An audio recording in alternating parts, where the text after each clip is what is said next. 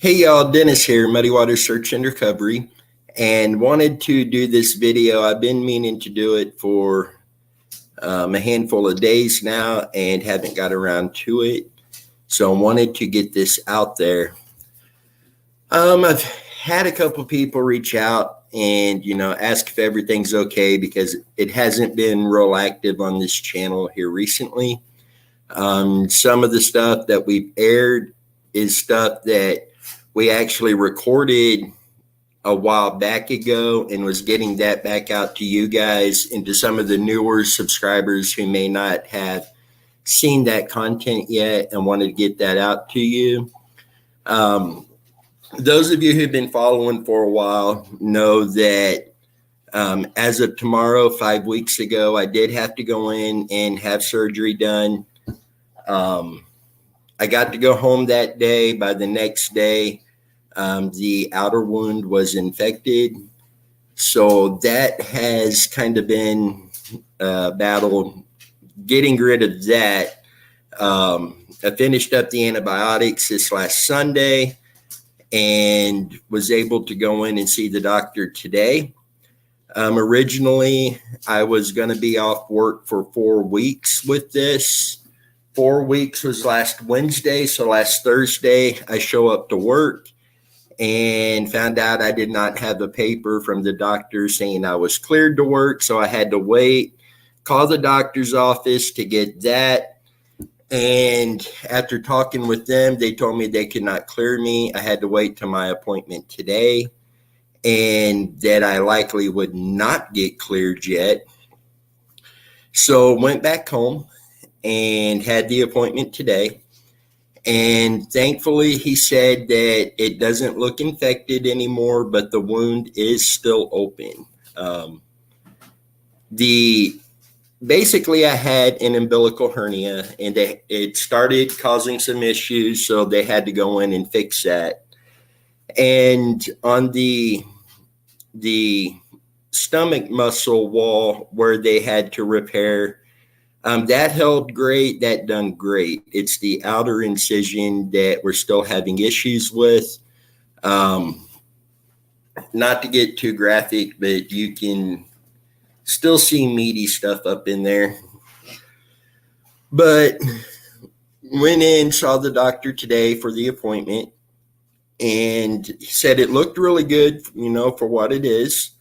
We just need that wound to heal. That is going to take some time, but he did go ahead. When I asked him about returning to work, he did go ahead and release me. I think there was some confusion in the start dates because I was under the impression of a specific date that he said that I would be starting. And when I got home and was looking over the paperwork, the date is actually dated for tomorrow. So I don't know if there was some confusion or what there, but I will be returning back to work tomorrow and seeing how that goes. Hopefully it all goes well. And obviously, when it comes to water searches, those are going to be out for a little while. As long as that wound remains open, I do not want to get in the water anywhere out to do a search. We have one search we had planned and lined up that we had to reschedule due to the surgery that I believe is going to require getting into the water on this one. So I definitely want it to be healed and closed up just to avoid any more infection in that. So please bear with us as this plays out. Hopefully it doesn't take too much longer. But other than that, everything on my end has been going well. Brantley, he starts school tomorrow. Shy starts on Thursday. They're both being homeschooled. Anybody in Kansas who have had any questions about the K-12 program, I can tell you that program has been incredible. Cheyenne done it for half the school year last year, the last half of the school year. Her grades came up. She became really eager to learn and had a really good time with it. And I can vouch it is a really good program. So that's K-12. Is that what it's called, May? K-12. And, our biggest concern homeschooling was our kids not getting the interaction with other kids. So we've been finding other ways to make that possible so they're able to have that interaction. And Brantley, you looking forward to school tomorrow? He said, yeah. We didn't get that too often in public schools, so already a plus. But hope all of you guys have been going well. Just because I haven't been real active on here or boots on the ground, we have still been working on these cases, trying to find answers, trying to find locations of interest to line up to get out to do some searches on. I can tell you that by the end of this year, we have massive search lined up and lining up on the Randy Leach case, possibly on Crystal Kippers, and possibly Billy and Mary Black. There is a couple other cases that we really need ground penetrating radar for. And even with ground penetrating radar, using that is a really slow, tedious process. And there is another case out of St. Joseph, Missouri, that Alex and I started working on a particular location, and I'm thinking somewhere in that vicinity, something may be found. So I am looking for a cadaver dog team that doesn't necessarily require law enforcement to invite them in, that we can work with and get them up here to go out to do that search. If they're coming from a ways, I would love to use cadaver dogs on that case and on Crystal Kipper's case for sure, and possibly a couple more in the area. So if we can make that happen, that would be incredible. But right now, all of the dog teams I have spoken to require law enforcement to call them in. And in many instances, those particular locations, law enforcement doesn't want to do so. I have not approached St. Joseph Police Department on this topic yet. I do plan on doing so I don't want to throw them into that category. But we'll be talking with them in the near future about that and seeing what can be done and doing everything that we can to assist. If you have any information on any of the cases we're working on, locations of interest, theory, I don't care how big or small it may seem, a lot of times it's them little bitty pieces that paints the entire picture and breaks a case wide open. So it doesn't matter how big or small you feel the information may be, please get that over to us. Our email, as always, is down in the video description. If you have a case you would like us to work on, please email us, let us know about it. We will get in contact with you. And we have the last couple live feeds we haven't been able to do. The next live feed, and we'll announce it in the coming days, but we do have a topic we kind of want to go into with you guys. And I feel it's a topic that can really benefit us and you guys. And it's one of those topics that could branch out who knows where. So really looking forward to that live feed.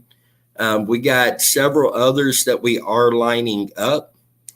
And I do want to say, if you are a search team or you are a missing persons advocate and you would like to join us on a live feed, we want to get a live feed together that's got other teams and other missing persons advocates and do that live feed with you guys and have a full-blown discussion with all of you guys and see where that goes. I love the live feeds where we don't really know where it's going to go, and then just holding on, going for the ride, and seeing where we end up. That you guys have been incredible with that.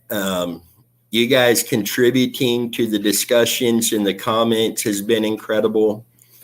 We are going to continue posting the link to the live feed in the comments, so that if any of you wanted to jump on and join us on the live feed for a few minutes, you'd be able to click that link, and that will lead you into us. And we will also continue to set up to where if you don't want to come on and be seen, but you would like to come on and talk, we'll have a phone number that you can call, and that phone conversation would be on the live feed as well. So a couple different options there, and we are going to keep those options rolling. We are also working to move Muddy Water Search and Recovery to other platforms as well. Right now on top of YouTube, we're on TikTok, we're on Rumble. By the end of this week, we'll be over on Patreon, we're on Twitch. Then, of course, X and Instagram and Facebook. And there's going to be a few others that we move over to as well. And then in the upcoming year, 2025, on top of all of this, we are also going to be streaming over on a YouTube channel. And we'll definitely get you guys updated on that closer to time. You'll probably hear about it quite a bit. I know it's something I'm excited about, and we have this opportunity, and the only bad opportunity or wasted opportunity is one that you don't take. What did I say? YouTube. Okay, we're already on YouTube. 2025, we're going to be streaming on a Roku channel. Megan just corrected me there. So we will be on a Roku channel in 2025. Right now, it looks like the name of that channel is going to be DMCB Media, which happens to be a name that I own as well, and have a few different things that is happening under that name as well. And, you know, at the very least, it's another platform that may get attention for these cases that these cases may not have got anywhere else.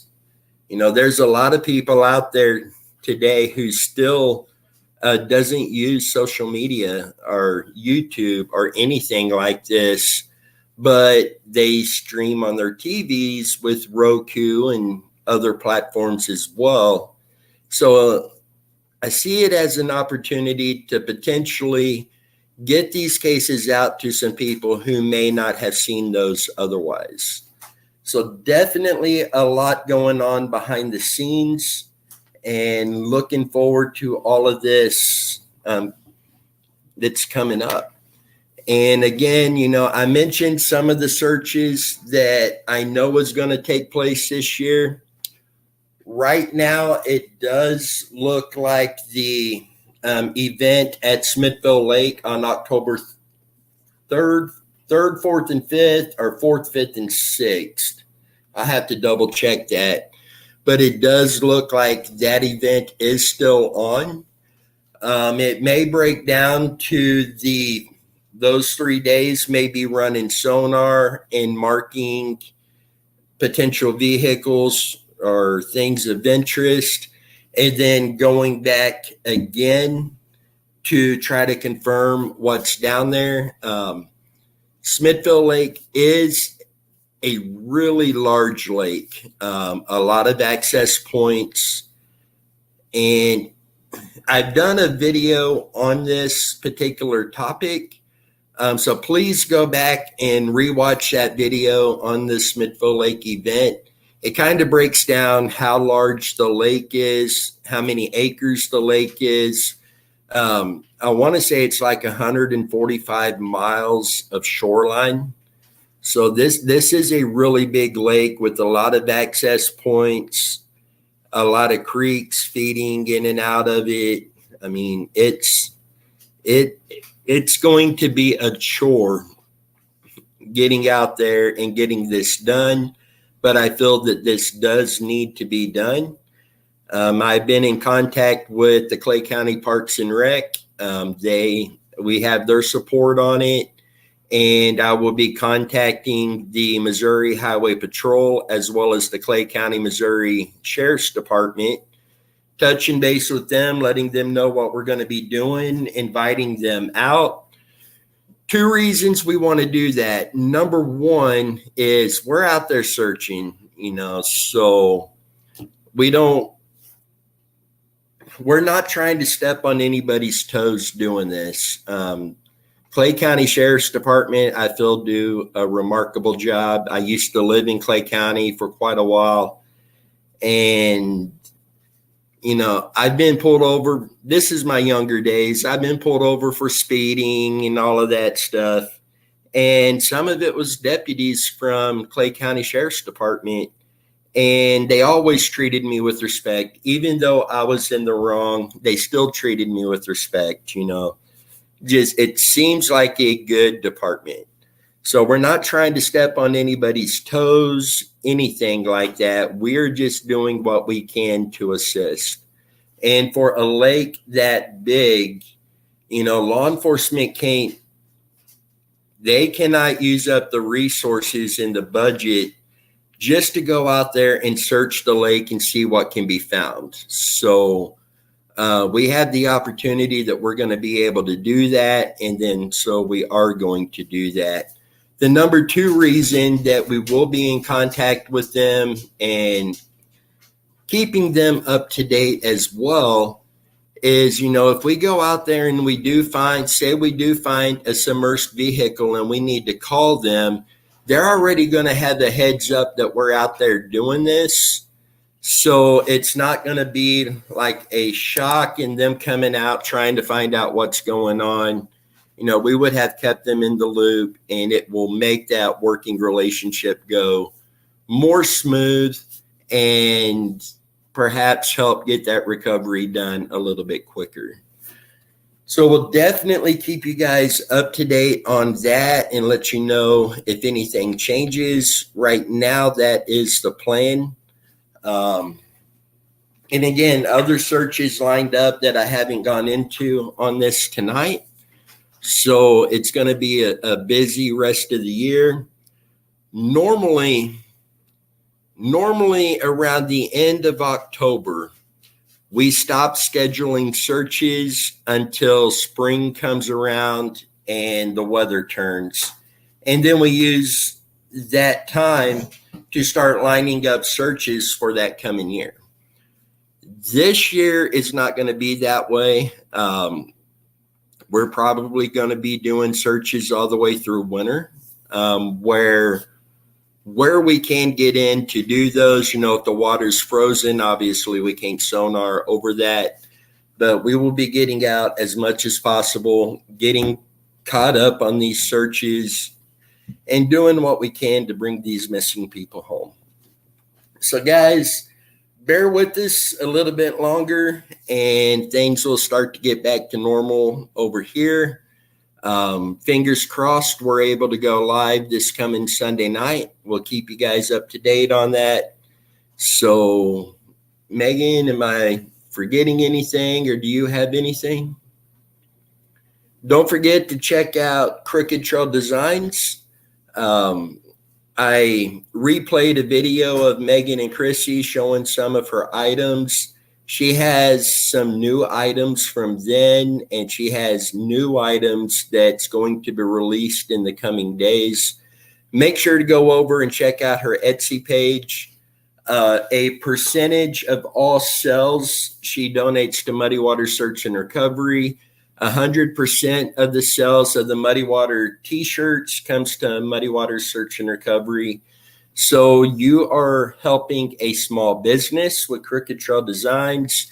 You are supporting Muddy Water Search and Recovery, and you are getting beautiful quality products when you buy products from her. Um, she is very picky about her products. If it doesn't meet her expectations, it gets taken apart. So I can vouch you're going to get quality products there, beautiful products. Guys, Christmas really ain't that far off. So start thinking about Christmas gifts for your female loved ones. This is a perfect place to do that. So, guys, with this, until next time, you guys stay safe and we will see you down the road.